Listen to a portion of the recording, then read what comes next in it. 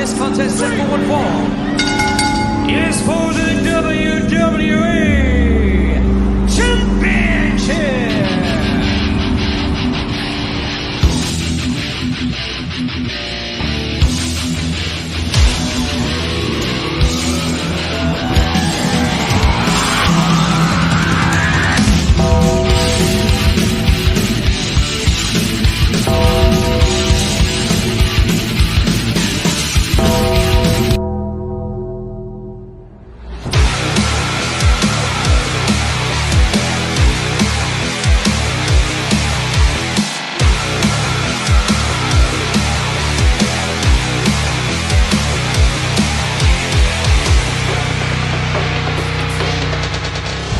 Life moves pretty fast. You don't stop and look around once in a while, you could miss it. Welcome to Around the Turnbuckle. I'm Big Al, that guy right there. It's Professor Keith, as always. And joining us is a former three-time guest here on Around the Turnbuckle. He is also a former SSW heavyweight champion, a former CCW, one co-holder of the tag team champions. He is also a former CCW traditional champion, and he's also former half of the SSW tag team champions. And his name is Prince Shongo. Professor, how impressed are you that I just got all that down? I wasn't reading nothing. I really am, because usually we got to give you like a ton of notes and reminders and fucking just teleprompters and shit. First off, Shongo, did I get it right? You got it right. You got it right. You got it all right. That was awesome. that was impressive. I was impressed. Yeah. I didn't even know I did all that. So I was like, wait, I did? I had some but that's awesome. Prince Shongo is here. He's been here 3 times. If you want to see those episodes, they are on our YouTube channel, and it tells his whole story, basically from the beginning. And then we visited him back every 6 months or so, maybe every year or so, for a couple years in a row. And then the next thing I hear, is that he's starting a podcast. So right off the gun, let me. Can you mention the podcast? Talk about Mr. Ping. Talk about General Kiesel. Right. So it is called the Three Beards of Wrestling. It wasn't started by me. I was lucky enough to get added into the bunch. It was something that started with Mr. Ping. He had a couple people on with him, and I, kind of went on as a guest. And you know me, I love talking. I like to talk, and then it just kind of evolved from there. Yeah, I know, right? Strange. I like to talk. Who does that? So, what's up, David? What's going on, David? So, it's fun to do. I'll just say that it's very fun to do. It's real off the cuff, nothing scripted. Like we talk about road stories and stuff. It's like I said, it's one of those things. Like me. I love having fun. I get to have fun. Some guys I shared the ring with, people I've trained with, and it kind of helps keep me grounded and still feel like I'm part of the business, so to speak. Excellent, man. Excellent. So it's definitely a fun show. I've been able to catch a couple episodes, and I mean, obviously, you're always a good time. I always love hanging out with you and your energy and everything else. I've gotten to work with General Kiesel a bit now in the SWO and able to hang out with him. We rolled a match or two at the last show. And I mean, Kiesel is just, again, another guy that is just so much fun to hang out with and whatnot. And Mr. Ping, also very funny. I don't know him as well, but it's obvious you guys get together and you're just cracking each other up and you're having a good time, and it's infectious. It comes through the screen, and the audience, I think, comes along with you, and they feel like they're part of the conversation too. So, guys are definitely doing it right. Right. We have fun. We have fun. It's nothing. Like I said, nothing about it is scripted. It's all kind of like improv conversation. It's like conversations you would have with the boys in the locker room, conversations you would have in a car ride. You know what I mean? It's very, very. I don't want to say it's super laid back, but it's pretty laid back. It's like barbershop conversation, basically. That's just the best way to put it. That is literally the best way to put it. All right, guys.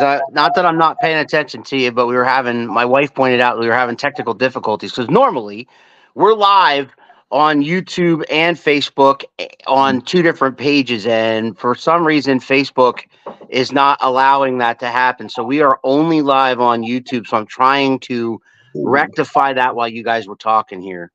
Okay. Were you able to get it working? I think he's still playing with it. No, you're still playing with it. It's okay. No, yeah. If Talk amongst yourselves. I'll give you a topic. The Partridge Family are not partridges nor a family. Discuss. Okay. See, I would like to think that was a situation where people got together and it was a bit touchy feely, if you get what I'm saying.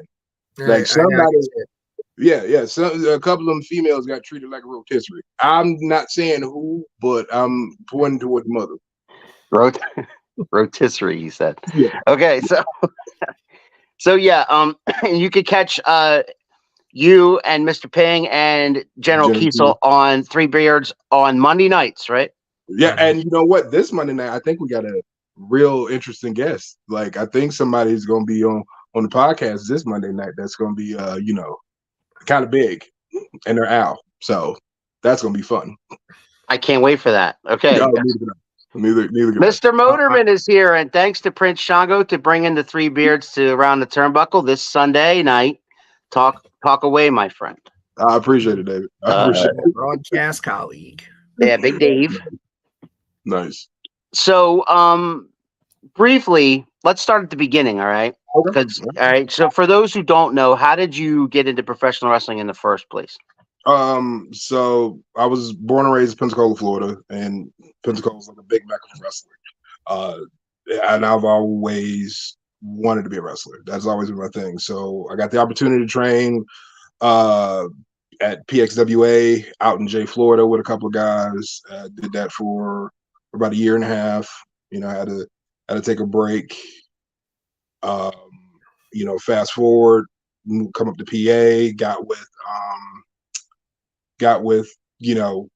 getting back into it, got with a guy, Mr. BET, was with him for a little bit, and then I was blessed. I'm gonna say this. I was blessed to be able to get in to Fort Knox, and to me that's home.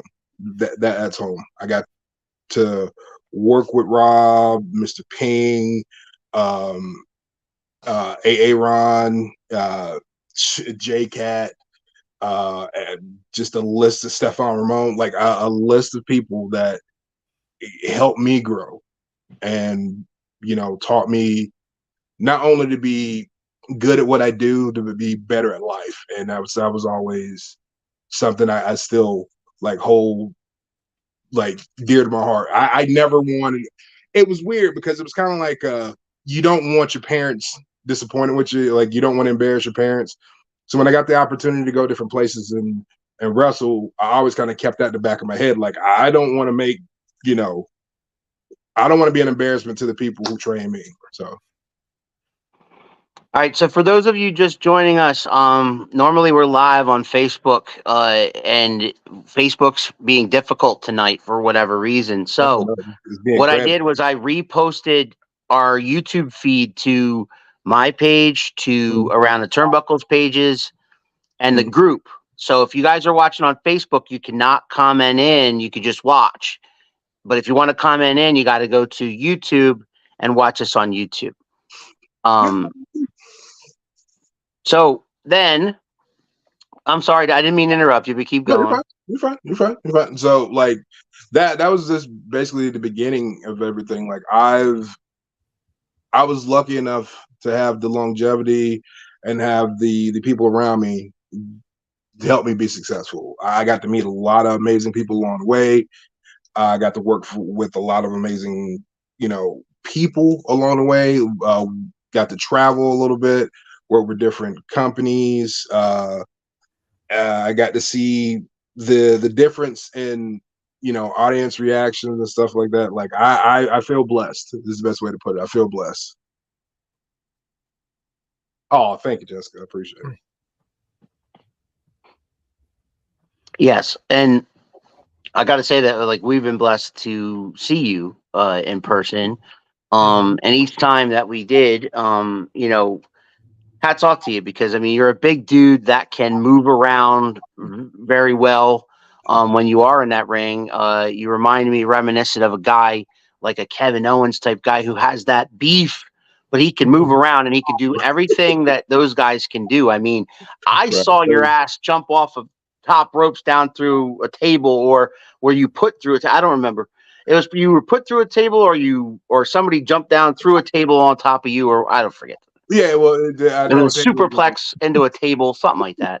A table Either was way, there was involved. a table involved, and you came up on the short end. Yeah, yeah. I think there was thumbtack involved on that one too. But other than that, we don't talk about that. Insane. Okay. All right, man. So talk about so recently you talked before the pre-show before we got on the live. You talked about how you had finally captured a heavyweight championship with one of these feds. Talk about that match and how you felt that night. So going into the venue, I always get these, pre-show jitters and stuff like that. That night was a little weird because I kind of felt like I'm good. I'm good. Walked in, greeted the boys, went back and talked to the Inferno. Talked to Inferno as he runs SSW, and he was like, we had a guy missing, so storyline, I was gonna wrestle somebody for the title. It was like, well, we're gonna do that tonight, and I'm like, wait, what? For real? He's like, right. Okay. And I got to wrestle Werewolf Creed. So before the match, I'm like scratching my head, and I'm like looking around, like, oh, okay, so am I gonna screw this up, or is this gonna be one of those things where, like, put up or shut up? And I can hear. I can hear Rob in the back of my head going, if you fuck this up, I'm gonna hit you with a chair. Like, like literally, that's what I'm like, okay, so all right. So we get out there and we do the match, and the match goes pretty well, and it doesn't really like sink in, like, because I'm trying to make sure I'm putting on the best match I can. I'm trying to get the people like what they want, give them that excitement. I want getting the fans invested. I'm like, but when that hand came down for 3, and like, you do your thing, and it was like, and new, and I'm like, holy shit. holy shit. And then to me, it's an honor because they kind of look at you as the guy in front, of the company. And they even had the Inferno said to me, he's like, hey, I hope you're ready. You're the face of the company now. And I just kind of looked at him, I was like, no. He was like, you're the champion. That crowd out there, as soon as your music hit, they went nuts. He was like, you're the face of the company now. And I'm like, oh, very surreal situation.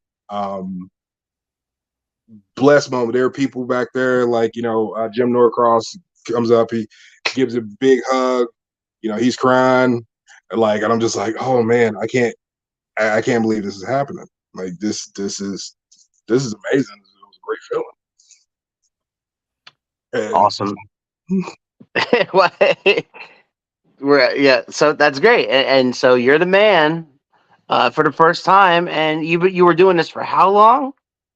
Oh man, if I add in total about 18 years. 18 years, and you finally. If I added in everything, yeah, about 18 years. Yeah. You're finally. So my wife's having difficulty commenting on YouTube, so she just put a bunch of heart emojis across the top of my phone up here. Just let you know, she has that picture of you and her at the Legends of Hamburg thing, like right next to our bed. I don't understand what that's about, but it's pretty weird. She wasn't. That was for you. It's what it was. It's for you. It's inspiration. So when when it's sexy time, you can look over and be like, I'm doing this for you. Oh my God, no! I do not want to look into your eyes at that time. I really do not. Well, no, I have pretty eyes. They're like almonds. I'm not saying anything wrong with your eyes. It's just your eyes is not who I want to look into when that time is happening. Hey, man, it's a beautiful moment for all of us. Okay, so Everybody. speaking of beautiful moments, so you won the championship. Yeah. You're the man. Yeah. And then you got some bad news. Yeah. So this is where the story starts to suck real bad. So in my shoot life, truck driver. So it was literally the week after. Well, I wouldn't say it was a week after. It was like a couple weeks later. I would say like 2 weeks later. Just normal everyday stuff. Come home from work. Think I worked a show. Got home, and I was just kind of sitting around, and all of a sudden, like I felt weird. I just felt weird. I was like, ugh, I ate something crazy. I know what it is. I ate something crazy. So kind of brushed it off. We had time off from work, and I was still like doing my normal stuff, going around the house, and I felt like, I'm like, why am I getting tired? I'm going to bed early. This indigestion is killing me, is what it is. This goes on for about 2 weeks. Back at work, I was working night shift, driving trucks. I'm all the way up, probably near the Poconos area, doing a delivery. And I get out of the truck and I walk from the front of the truck, which is track trailer, get out the front of the track trailer, walk all the way to the back to open up to back in. And then I felt this, like, the feeling that I felt like was worse. It was going all the way across, and I was just out of breath. I was like, holy shit, what is going on? So I'm like, okay, let's regroup. It'll be okay. Be okay. Let's regroup. I'll be fine.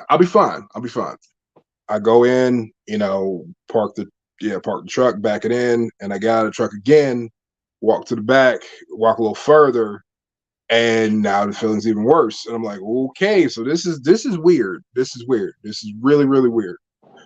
It just keeps hitting me all night. It's like getting worse as I felt it shoot up my neck. And I called a friend of mine and I was like, hey, you're a nurse. I got a question for you. And their comments to me were, you need to get to the hospital immediately. And I was like, so it couldn't be like indigestion or something? Like, no, I don't think so. You need to get to the hospital immediately. So me being the sane and normal person that I am, I finished my shift at work, drove down, got some antacids, took some antacids, and I was like, I feel fine. There's no big deal. I get out of the truck. Get out of the truck, and I go to drop the trailer because I'm thinking, I was like, I'm gonna do this. I'm gonna go home and I'm gonna go to bed. I'm gonna go to bed because I'm tired. My chest is hurting. I got this weird feeling, but I'm not gonna freak out. Drop the trailer, and when in the midst of dropping the trailer, the pain hits me worse than it ever has before. I'm like, okay. Again, being the same person that I am, very sane and rational thinking person, I finished dropping the trailer, parked the truck, pull my stuff out, get in the car, and drive myself to the hospital. Now, it's about, from where I parked, and it goes straight to the ER, from where I parked, it was about maybe 60 or 70 feet. It was the longest than 60, like the longest walk I've ever taken, like period. So I go in and I tell them, I was like, hey, I'm having chest pains. And the lady looks at me, looks again. I didn't even get a chance to sit down and wait for them to call my name. They immediately took me back to my blood pressure, to all this other stuff. I was in the hospital for about a day and a half. And that's when they told me, like, we're going to do a heart catheter. We're going to check and see what's going on. Go in. They have to put a stent in. I find out, like, afterwards, after all the medication and me being looped wears off. Rep comes in and they talk to me and he was like, you shouldn't be here. And I'm like, why? Because I'm fine. So what do you mean I shouldn't be here? So I should leave. I can leave. Can I go? He was like, no. You're not understanding what I'm saying. You should not be here. And I was like, again, like, I feel like you're saying, because, I look different from you, that I need to get out of this hospital because, y'all got strong trees outside. And I don't want this to be a swinging situation. So if I need to leave, I need to go. And it was like, no, you're not understanding. He was like, you should be dead. And I'm like, oh, why you say that in the first place? So he was that's so like, much more calming than what I was thinking. exactly. So they tell me that my artery had closed 90%. And it was an artery that at 70%, people die from. Like they pass away, they drop dead. And he was like, you were at 90%. And he was like, I don't understand how you're walking around right now. They do tests, they run everything, they put the stent in. I'm talking to like anybody who was coming in that was a specialist, that was a cardiologist, anybody, anything. And I kept saying to them, and like one of the most distinctive things I kept saying to them, I was like, when can I start wrestling again? Like that was it. When can I go back to work? When can I wrestle? When can I go back to work? And they were like, well, what do you want to know first? I was like, when can I wrestle? I was like, because I got a show Saturday. And they were like, this Saturday? I'm like, yeah, I got a show Saturday. And Yeah. And she goes, no, you need about 2 weeks. Okay, I can work that. I can work that. I'll go in. I'll make my appearance at the show. We'll work something out. I can work that. So that turned into Monday after the show. I go to the show. I'm in the gear and stuff like that. I felt like better because everything was opened up, and I felt like I was moving a mile a minute, and it just felt weird. It goes from there to Monday. I get a call from the doctor I see now, and he goes, he calls me my actual name. He goes, sir, how soon can you come up here? And I was like, what do you mean? He said, well, here's the deal. He was like, they told you, they gave you a timeline, right? And I was like, yeah, they told me about 2 weeks. He was like, if you wrestle, if you do anything to exacerbate your heart within that time frame, you could possibly kill them. You'd be done. And I'm like, oh, okay. So I come up here to where I'm at in Ohio, and I meet the guy, and I find out that it's a genetic disorder that caused the closing. Like it's all genetic. It's nothing I was doing to myself, nothing I was taking. I was like, maybe my diet shit. I was eating like I was thinking all these things, and it was literally, your cholesterol's not bad. You actually have really good cholesterol. You're in, fairly good shape. It is just something your body did. It's just something your body did. And, again, ask him the same thing. Like, so when can I wrestle again, doc? And he goes, never. He was like, you're done. He was like, you're absolutely done. He was like, I cannot sign off on you going in the ring. He was like, if you want to do other things, if you want to, ring announce, manage, be a valet, do that, that's fine.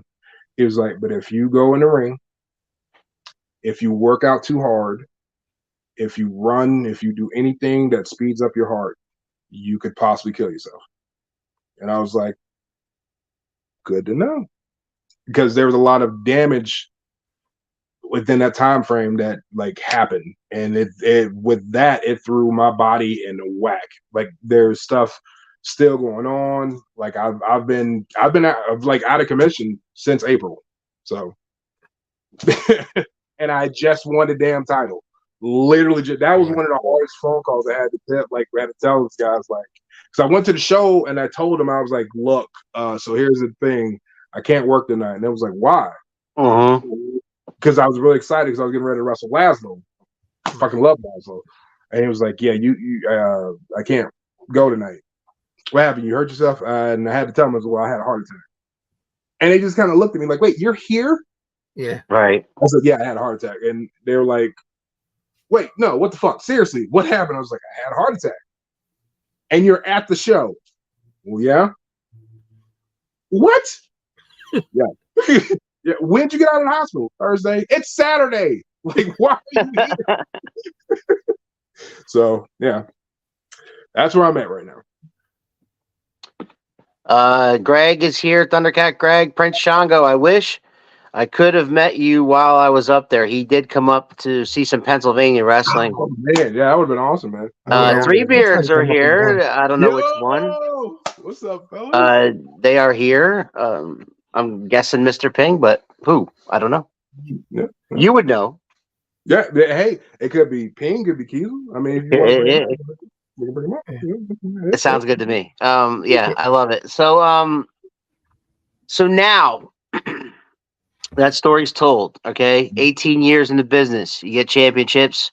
Nothing to frown upon, man. You had a really good run. You had good times, a lot of good matches, a lot of memories, a lot of good things that the fans of Pennsylvania, look back on and say, man, that guy was great. He was awesome. He was fun to watch.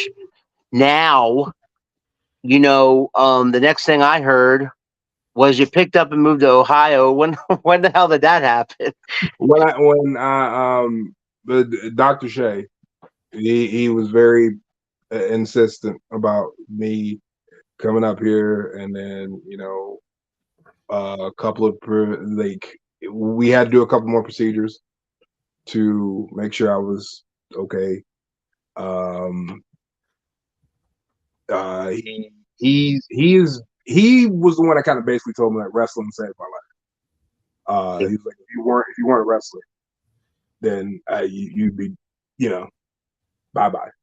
And it was kind of we kind of looking around, maybe it was due to COVID and stuff like that. I think the thing that really scared me the most, we not only losing somebody close, who passed away from a sudden heart attack, when Bray Wyatt passed. Right. We had the same thing. His was a little worse, but I was not far behind. Well, I want to say on behalf of everybody who knows you, thank God you're still with us. Yeah. I'm happy about that. Didn't roll snake eyes this time. Yeah. Thank God you finally went to the hospital, because you're telling that story and I'm thinking back to, it was last year I read the biography that Roddy Piper's kids put out about him, and they talked about his last day, and it was very similar to what you were describing. Tired, this, that, and the other thing, but shrugged it off, didn't want to go to a doctor, wasn't a doctor person. I'm just tired, it'll be fine. I'm gonna go take a nap, get a good night's sleep, and I'll be okay. Yep. And he had a widowmaker that night, and he never woke up. So I mean, thankfully you smartened up and you took that walk instead of trying to blow it off again and saying like, oh, let me just take one more night and see, I'll sleep on it and see what happens. Oh yeah. You wouldn't have you right now. They told me I would have passed in my sleep. They definitely they were like, you probably would have passed in your sleep. Would have, as much as was going on, because they shot me full of drugs. They shot me full of drugs. As soon as I got in, and as soon as they were able to figure out what was going on, because they kept me up. So I got off work at like around 3 or 4 in the morning. I didn't actually go to sleep until like later that afternoon, because they kept me up. They kept me up around the clock. They got in a whole bunch of stuff, like fast, like the stress test and everything. It was like, okay, boom, like anything they shot me up. I was a happy person. I loved everybody. So we got some comments here. TC Backer says, come to SWO show on December 16th in Seven Valleys. Dude, I mean, if you could make that trip, I would love this. We would love to see you there. Keith will be calling the action there. I'll be ring announcing that show in Seven Valleys. I mean, I think Dave's still out, so I might actually have. Oh, you might need a commentator. next to me. A commentator. Yes, a color commentary. What, me do commentary? I think that would be awful funny. Never done such a thing like that. Okay, you should come to the SWO show. It's another person, David. Everybody wants you in SWO on December 16th. God works in mysterious ways. It's Thundercat Greg. Thankfully, you are still with us. And yes. Yeah. Awesome. I appreciate it. I definitely appreciate it. Yes, health is number one. You are still with us. Thank God for that. And now you could contribute to wrestling in any way you can other than actually getting in the ring. So with that in mind, you got the podcast going with the Boys with Three Beards of Wrestling podcast. What other things do you think you could see yourself, because I don't think wrestling's ever going to leave you, right?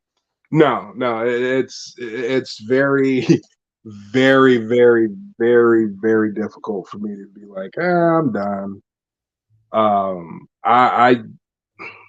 I can give you the political correct answer, because if my parents are watching, I can give you the safe answer, or I can give you like my answer. So the safe answer would be, I think I'm going to take my time and figure out where I'm gonna where I could fit in and be helpful to the industry, because like I love it.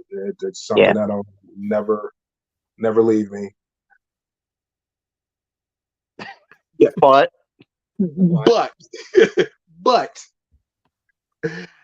the moment the doctor says you're good to go, you best damn believe I'm back to training, and I'm gonna be back in that ring. Every wrestler wants to go on his own terms. Exactly. That's the problem there. Sometimes it's at your own detriment. But I'm going to echo your parents and everybody else that loves you and say, I beg you to listen to your doctors. I am. Okay, and do what you got to do. And I got a special salute for you right here, somebody that you might know, and that's TJ Spitter, who I haven't seen him in a while, man. He showed up guns a-blazing to salute Prince Shongo today. Yeah. What's up, TJ? We have not seen him in a while. I'm out in December. Shongo on commentary. Yes, please. There you go. There you go. David. That's my David's giving you the mic, man. He's giving you the mic. I'm all the way in Ohio. I know it's a long trip. Yeah. He's out in Ohio. Like I hiked down there about 2.5 from 2.5 hours. Yeah, for you, what's it? 5-hour trip there, Shongo? 5 hours? 8. Oh fuck. 8. It's a shift at work. Like, Keith, we need to fly him out. Cleveland to York or something. I don't know. We'll have to go see what the airline ticket budget is. What do you mean? It's a 20-minute flight. Like stick 'em. Right. Can you fit in an overhead? I think that's what our airline budget is, probably. I mean, I've done some contortionist work back in college, but that was under a different name. It was King Booty. So I don't know if I should be doing stuff like that again. To hell with social media, but much love to y'all. Yes. Yes. TJ's been absent from social media. Quite. He's quite anti-social media these days. I mean, I get people asking me, and I understand that. I totally understand that. I get it. I understand that. It's just it's a shit show sometimes. Right. Come on, no excuses. Need another person to do. Oh man.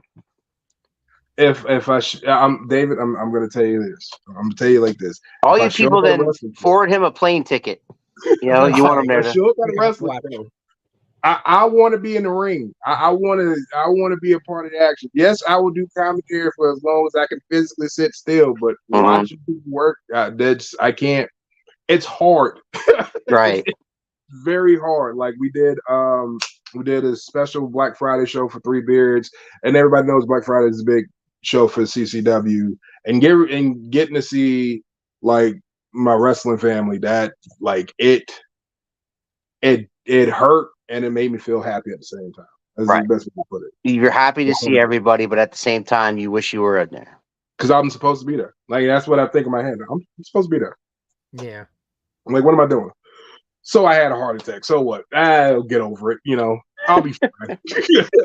And it's you're not done. You weren't ready to be done. You know, again, I keep thinking about your story and then just things I've either read or heard recently. I just listened to, got done with a High Spots interview from back in 2002 with Magnum TA, where it was a similar thing. You know, car accident, 27 years old, he's done.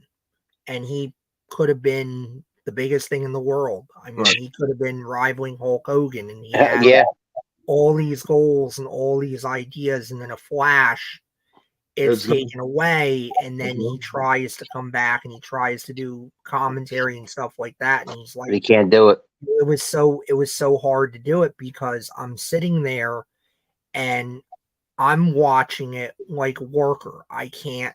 It's a hard time to be talking about it and not be involved in it. It's a hard time to be so close. But I can't be in there. I can't do what I want to do. It's been taken away from me, and I'm still trying to process that hurt, but do a good job at the same time. Yeah, that is the God's honest truth. I know working with SSW, I got to do be on commentary, but that was a different nuance because, like you said, you know, I got to do color commentary. I got to be funny. But at the same time, I knew that, okay, there were spots where I was actually going to be in the ring working. With it, like doing it now, would be different. I was talking to a close friend of mine, and he was saying, you know, if you give it enough time, maybe you'll be able to do it. He was like, but knowing you are too stubborn just to be like, hey, I'm done with it. And he was right. He was right. He was right because like you said, I didn't say I was retired. I never said that I was retired. My doctors, you know, close family, they were like, you know, you need to be done. This should be it. If my body was still able to go, I would still be wrestling. We would be having this conversation. And, right. You know, it's unfortunate. It happened when it happened. The timing was, you know, looking at the timing was terrible. I felt like I was just starting to hit my peak with all the company I was working for. I felt like I was getting back into shape because, you know, I was sick and, you know, body was thrown out of whack, and now I'm done. Like I went from that to hey, you're done. Teresa found out how to comment. Glad you're still with us, and next time you're near us, let us know so we can get together. Oh, absolutely. Absolutely. Take another picture and put on the other side of the bed. Like that way you got it in stereo. Oh my God. This way. You know what I'm saying? I'm not going to hear the end of that now after this show's over. You realize, right? It's a love situation. You know, and a little update here. The 49ers are whooping ass 28-13. Really? They look like crap when I last looked at it. Would it make you feel better to know that it's playing in the background while I'm talking to you and I saw the Deebo Samuel run in for a touchdown? No, because I can't get it to work on my TV where I'm set because I'm in my room here and it's on downstairs. So I have it. I have updates going on my work phone here. Right.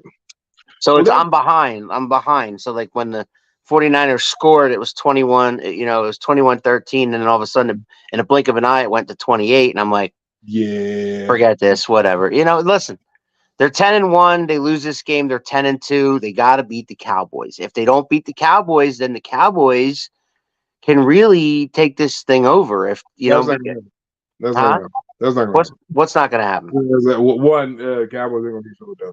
Oh, okay. Two, Cowboys are going to take over. Like you know, and you know me, we've had these discussions before. I'm a Cowboys fan, but I am a realist. Okay, I am a very logical thinking person. I know at some point in time, something bad's going to happen. Something bad's going to happen, or somebody's going to do something dumb, just kind of like Arizona. They went into Arizona, everything was fine, and then look what happened. My only thing about the Cowboys is that when they beat these teams, you know, when they blow these teams out, they're teams that don't have winning records, and then they play a team with a winning record, and they lose except for Seattle this week on Thursday, but they almost lost that game. I mean, you know what I'm saying? So they won. They pulled an Eagles by pulling it out of their ass like the Eagles did against the Bills, like the Eagles did against the Chiefs. But when it matters, like this game next week will make me listen. We'll go fathoms into making me a believer in the Cowboys if they beat the Eagles. And I don't care if they beat them by 1 point. If you beat that team, you finally get over that hump that they can't get over, that lump in their throat, they can't swallow it, whatever. If they get over that hump and they finally beat these guys, then they'll have this confidence wave that can carry them into the playoffs, especially if they land the number 1 seed down the stretch. So I don't think that's going to happen. Like, okay, so everybody knows Dallas and Philly. That's a rivalry. Like that is always going to be a rivalry. They go back and forth each year winning the division. They go back and forth constantly. That's not the hump they need to get over. The hump they needed to get over, they lost 44-10. And that's the team that's been owning them for the past 3 years, and that's the Niners. That's, who, like, I made the post, like, I hate to say it, but, Philadelphia's the best team in the NFL. They're 10-1. They got the best record in the NFL. And now it's like, well, if they get beat decisively by the 49ers team, then who's to say? Well, no, the media is going to tomorrow, if this score holds, the media is going to be tomorrow. Well, the Eagles were exposed, weren't they? Yeah. Well, no, they played the best defense in the NFL. They played, one of, if not the best, arguably the best team in the NFL. But that doesn't get clicks, and that doesn't get people riled up. No.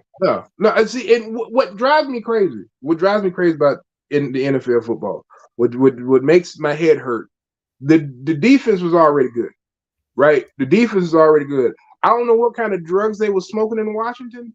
I don't know what kind of narcotics or what kind of cocaine or hedonism party that they was at, that they made the deal to send Chase Young over there, but they need to be shot immediately. Yes. Like, they were already good. They gave him Chase Young.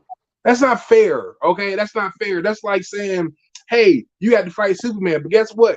There's no kryptonite anywhere. That's not fair. What you gonna do? Talk him down? Like, look, Sue, I just don't punch me in the face. Just don't punch me in the face. All right, when you punch me and I become a paraplegic, tell my kids I'm sorry. All right, that's what we wanted to do. Tell my kids I'm sorry. It's like Batman patrolling Gotham. Just everybody's crippled. It's not fair.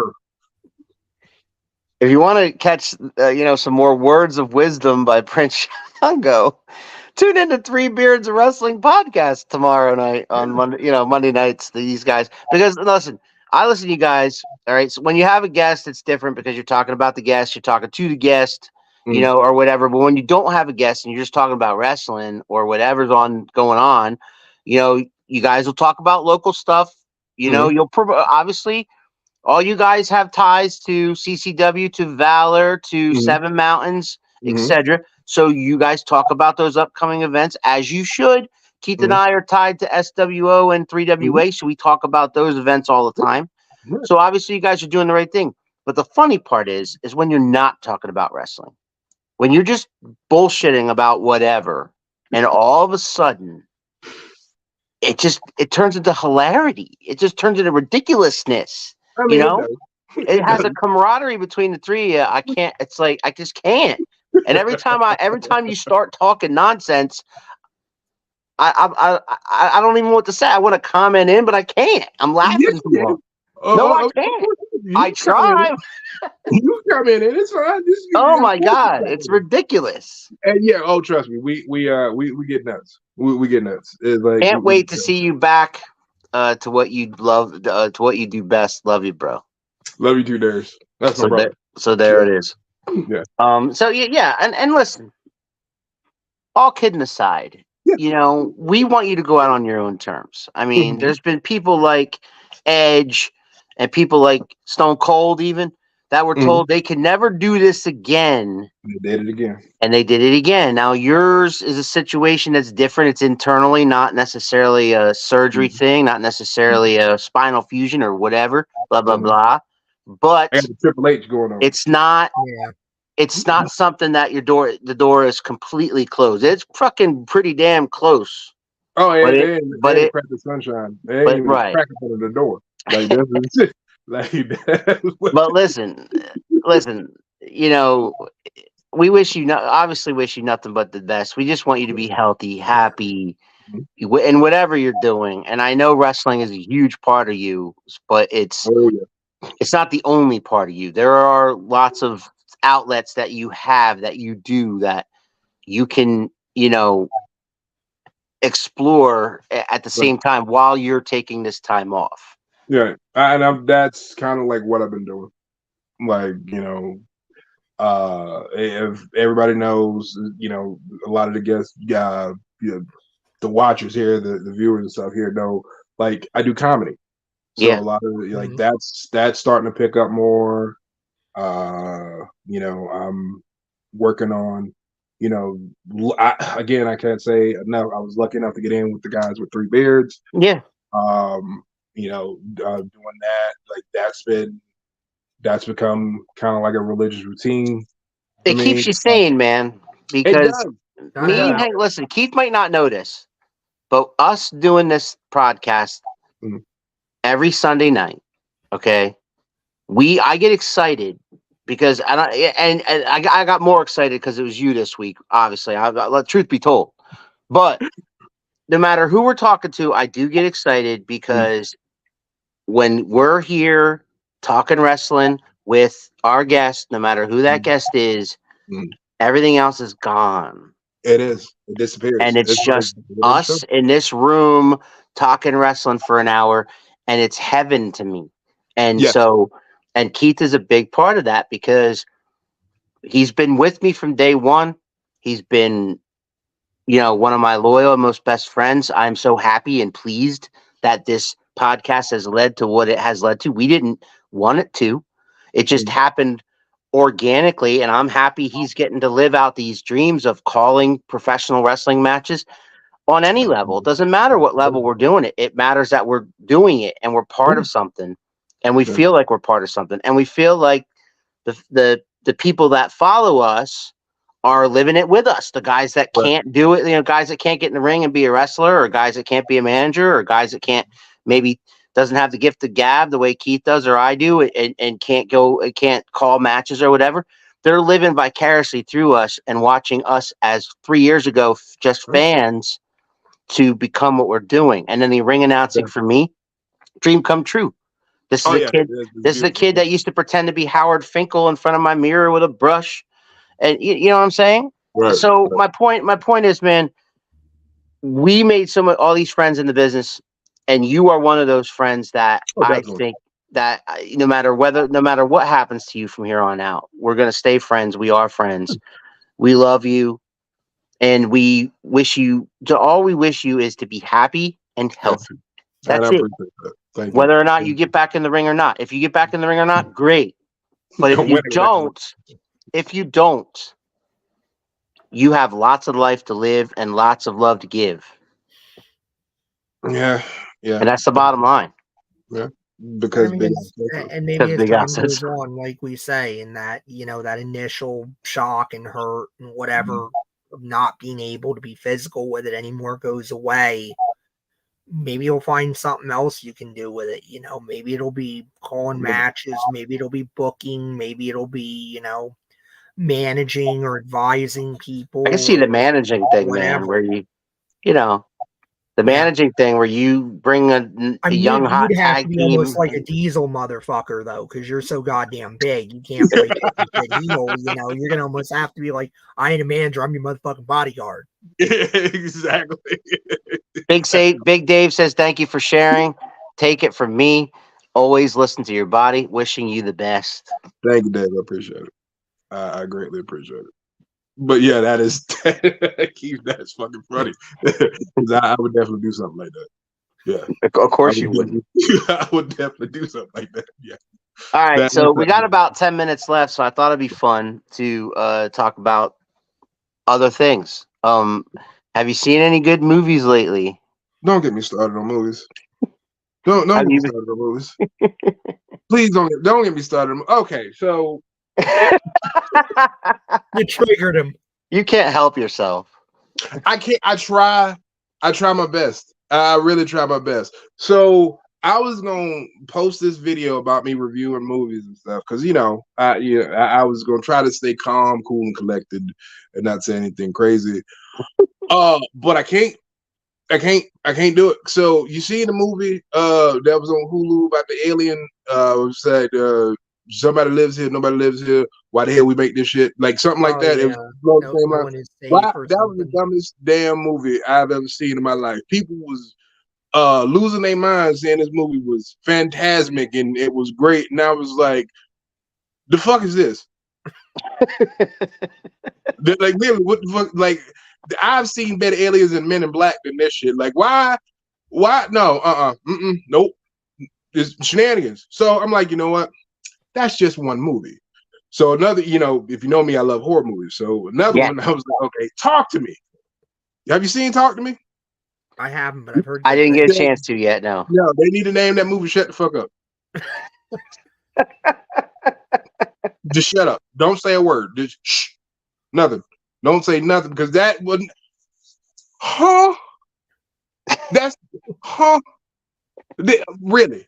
Huh? No. Oh my goodness. I just left alone, and then I tried to watch American Horror Story, which I think that being fellatio forcefully in the face by an elephant would be more entertaining than watching that. Wow.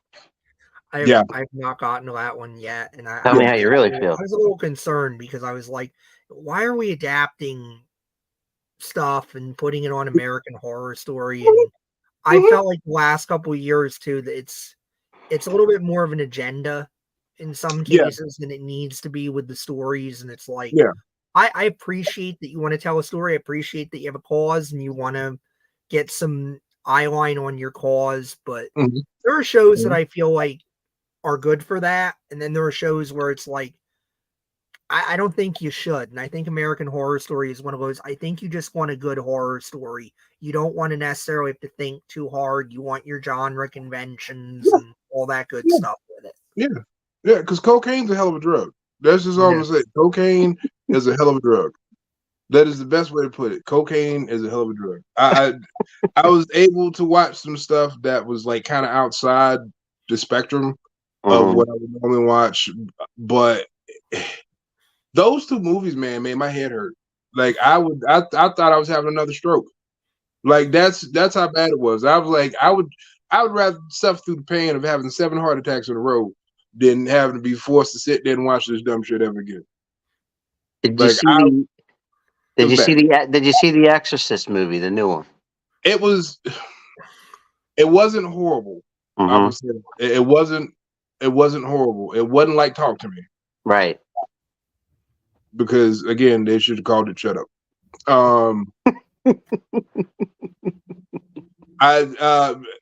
Great TV series to watch, Invasion. Yeah. I love it. I'm like, this is actually pretty good. Like, okay, Apple, y'all doing something. Yeah, all it took for Steve Jobs to die, then y'all start making good stuff. Like that's how that boy. So he died, and then y'all was like, yeah, we should probably have some quality to what we're doing. Even the morning show with Jennifer Aniston and Reese Witherspoon, and I was just like, oh, this is interesting. Steve Carell being crazy. Oh, yeah, they make it funny, man. They make it funny. They do. So it's the holiday. So it's the holiday season. What's your go-to Christmas movie?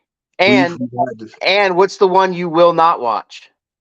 We've had this discussion. I know, but I have this argument with my wife every year about a certain movie, so I want to hear if it's mentioned. I know what you're getting ready to say. That Die Hard is not a Christmas movie. Okay, I know what you're getting ready to say. Die Hard is not a Christmas movie. Die Hard is my favorite movie. That's my favorite Christmas movie. Christmas time, I'm watching John McClane and the dad from Family Matters sit there and talk back and forth while he eats donuts, and this man is walking on glass talking to a crazy German. So yes, who's actually British.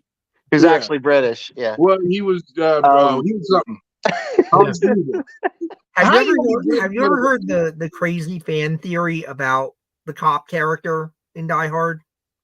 Oh, that he was on patrol. That he is Carl Winslow, like he shot Urkel and he had to go into witness protection or whatever, and that's what he's talking about with the the screw up and the kid and whatnot. And I'm like, that's so fucked up. I almost want it to be true though. Yeah, so do I. So do I. Need it to be true.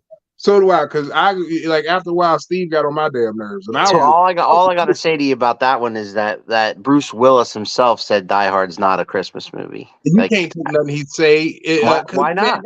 He's got dementia. He don't know what he's talking about. So he's got some issues mentally. I'm just saying, And is there one that you like? You're like, oh my god, like why do people watch that? Is there one of those that you avoid? One that you avoid? Yes, there's one I avoid because it's too emotional. Like, why y'all crying so damn much? Like, Love Actually, I just want to hit people in the head with a chair. Stop crying. It's okay. Like, he was her best friend, and now he love her, and they shut up. Just shut up. Shut up. Christmas movie though. Is there a Christmas movie you avoid? That was it. Love Actually. Love Actually. Hell, not that. And It's a Beautiful Life. It's a Wonderful Life. Beautiful Life. It's a Wonderful Life. I love a Christmas. But Teresa avoids A Christmas Story. How dare you? Take my picture down. Take it. Take my picture down. Take it down. No. And she loves It's a Wonderful Life too, by the way.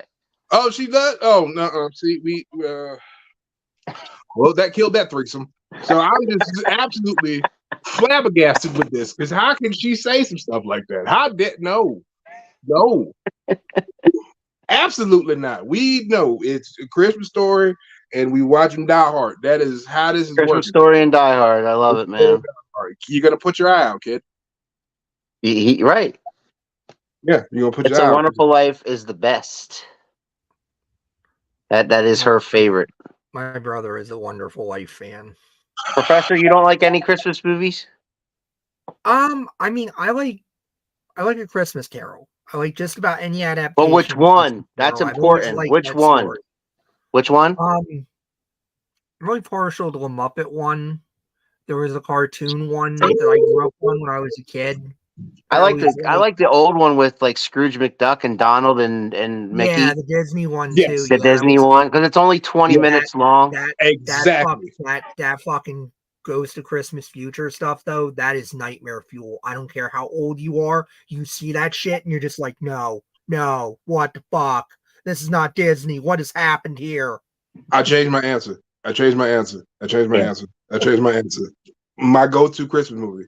If it's my go-to Christmas movie, Scrooge. With Bill Murray. With Bill Murray, Scrooge with a D. With Bill Murray. Yes. Okay. Yeah, that is. Just watched that last night with Die Hard, and then yeah. But I am with you. Christmas movies are too damn long.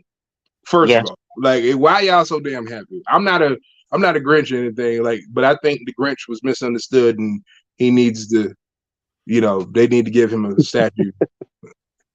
Maybe he went about it the wrong way, but he had a point in that, you could keep it down a little bit. You keep it down a little bit. Shit the hell up. In recent history, I only watched a clip of Christmas Story to see how the BB gun was wrapped. Yes, because she got my father the BB gun from Christmas Story, the Red Ryder BB gun for Christmas last year. And she wrapped it exactly the way it was wrapped with the exact same color wrapping paper and all that. I mean, that is amazing. So I'm gonna need you to do me a favor. Take my picture and burn it.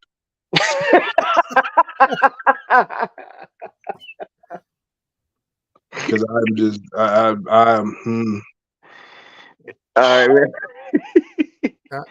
Not a well, man. Listen. Movie, so I did get to see a good movie yesterday with the boy. We went and saw the new Godzilla. It is amazing. Yeah. Wait, the new Godzilla's out? -1, yeah, just came out on Friday. It's not dubbed though, and I thought that was going to be a deal breaker with him because he's like almost 10, right? And I'm like, it's not dubbed, buddy, because anything he's watched, it's always been dubbed. So you're going to have to read. It's subtitled, but he was with it, man. He was in it 100%, and I was like, I'm watching it. I'm like, there is not a lot of like there's not the amount of Godzilla he's used to and stuff. It's more about the human characters and things. Like in some cases, I looked at it and I'm almost like, Japan just made Jaws with Godzilla because it's almost because it's almost done that kind of style where it's like Godzilla is the menace, is the shark almost, and you're waiting for him to fuck everything up and ruin everybody's life. But he was with it. It was great. It was a great movie. I'm going to tell you right now, Godzilla is the king of the monsters. He is. King Kong can kiss my ass. Yeah. If you watch the Godzilla versus Kong, he made him his bitch several times, and because Kong had backup, it made Godzilla look a little weak, but that's okay because he made him bow and kiss the ring. So that's all I'm saying. All right, man. So before we get out of here, man, I want you to plug where people can follow you on TikTok and where else they can follow you on Three Beards and all that cool stuff. So if you guys are watching, first thing I want to plug is near and dear to my heart, Three Beards of Wrestling. Find us on Facebook. You can find us on Twitch. You can find us on, I said Twitch, the X, because you can't call it Twitter no more. Yeah. We're working on getting on TikTok as well, YouTube, and Spotify. We actually are on Spotify now. See us every Monday at 7 p.m. Eastern. We have a fun guest. We're going to have Big Al tomorrow, guys. So you need to definitely turn in because we're going to have Big Al. As far as it's going to get out of hand. I'll bring the Rotten Tomatoes guys and pass them around as needed. Well, yeah, you should because it's going to get out. It's Shongo. It's going to get out of hand tomorrow. You realize it's definitely going to get out of hand. I'm going to make you feel so uncomfortable that you're going to take your hat off. I'm just letting you know that right now. It's okay. Well, no, I'm going to shave for tomorrow. So I have it on because I didn't shave. So that's okay. It's okay. Under here, I'm Homer Simpson, man. I got to go Stone Cold tomorrow. You know what I mean? Yeah, yes. You definitely got to go Stone Cold. I got to go Stone Cold tomorrow. I have YouTube, same name, Prince Shongo. I'm trying to get up to 50 subscriptions there. That way I can go live on YouTube because apparently you just can't plug in and go live. So I'm trying to get like 50 people. Nope. It's free. So just click. Lord. Of course, TikTok, because I'm always doing funny stuff. Love the TikTok stuff. The TikTok stuff is so funny. Follow this man on TikTok. I'm live every Monday at like 8:40 on TikTok, just doing random stuff. I know a couple weeks ago I did Weird Soda, which almost put me back in the hospital. Let me tell you something. If they ever tell you to try bacon flavored soda, you punch them and you run as fast as you can. I was watching when he talked about the bacon soda. Just punch them. Just absolutely punch them. Because there's some stuff out there that is not needed for human. You know they make a ranch dressing soda. Like why? There's a line, right? They're little glass bottles, right? And there's a line of different weirdo flavors they do, right? Bacon, no, these are ranch, like 16-ounce glass. That's what I mean. 16-ounce glass bottles. Yeah, it's just terrible. Bacon soda is not needed in this world. It's not. No, it's chocolate covered bacon soda was worse than that. It was like drinking an enema. Like I don't know why I set myself up for the stuff I do. I know I love making people laugh, but at a certain point in time, my colon has had enough. Okay? Oh my God Almighty! All right, all I'm trying to do is leave. Yeah, I know. All right, Sean Hardy, what's up, my man? There's Stevie Styles there. Stevie Ray Styles, and this would be why I don't drink sodas. Yes, exactly. Don't do it. And by the way, Keith, in case you were wondering, I did lock down Mr. Stevie Ray Styles, 1CW, owner of 1CW, in January. He will be on Around the Turnbuckle in January. Oh, that's right. Oh, I love the new intro. By the way, I've been wanting to tell you that for a while. Thank you. That was fan made, and I've been looking to upgrade it because it's a little WWE heavy, but. It's beautiful. Beautiful. I got to find that person because he did such a great job. I wondered if you do it again, I'd even pay him this time. Like, can I have you just put you guys and we have an outro too, by the way, but it's not as good. It's not as good, but you're gonna hit it, and I don't want you to go anywhere because I want to talk to you when we're done here. Definitely. You got it. All right, Keith. Next week on Around the Turnbuckle, we have the Hyena here on the hot seat. And We have one more around the turnbuckle for the year. So we have one on the 10th. We have one on the 17th. Yep. We finished up the year there, and then the 24th and 31st there is no show. Those are Christmas Eve and New Year's Eve. So we're going to start doing this now. Merry Christmas families and who happy like us. holidays to Spend time with everybody. them. Happy holidays, guys. Happy holidays to everybody. Happy And I will holidays. see Keith and I will see you guys next week on Around the Turnbuckle, but Mr. Shongo and I will see you tomorrow night on Three Beards of Wrestling podcast. Yep, It's tune going to in. be something. It's going to be something else. We'll see you guys then. All right, later, guys. You think you know me?